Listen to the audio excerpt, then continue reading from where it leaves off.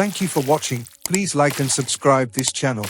Your one thumbs up will take this video to many unreached.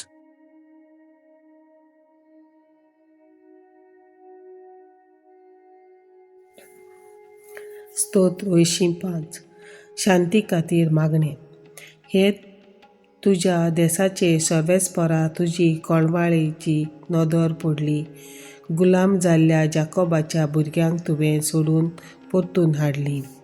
तुजे पोजेचे गुन्यांव तुवें बक्षिले, तिचीं सगळीं पातकां लिपोवन नाच केली. तुजो राग तुवें पयस केलोय, रागान जळटालोय तो थंड जालोय. देवा, आमच्या तारकां नव्यान आमकां सोडून एकठांय कर. आमचें कितेंय वायट दिसलां तें उपकार करून विसर. आमचेर रागाबरी तूंच आसतलोय सदांकाल, पिणकेचे पिणके तापोनूच रावतलोय. नव्यान आमकां जिवंत करचो न्हय दुनिया. तुजे पोरजेक आनीक तुजें सोवें संतोश दिवचो न्हय. तुजी काकूट आमकां दाखय सर्वेस्परा आनी दयेन आमची सोडवण कर. सर्वेस्पर सांगता तें चीत दिवन आयकता.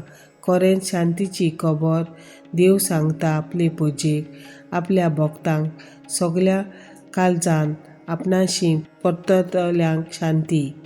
तांची भक्ती करतल्यांक तांची सोडवण लागीं पावल्या आनी ताची महिमा आमच्या देशांत वसतली. मोग आनी विस्वाशीपण एकामेकाक भेटता, नीत आनी शांती एकामेकाक विंगीन घेता. विस्वाशीपण भुमींतलें उपजतलें आनी स्वर्गांतावन आमचेर देंवतलो नितीचो उजवाड. सर्वेस्पर आपुणूच आमकां सुभागी करतलो आनी आमची भूंय जातली सुफल पिकाळ.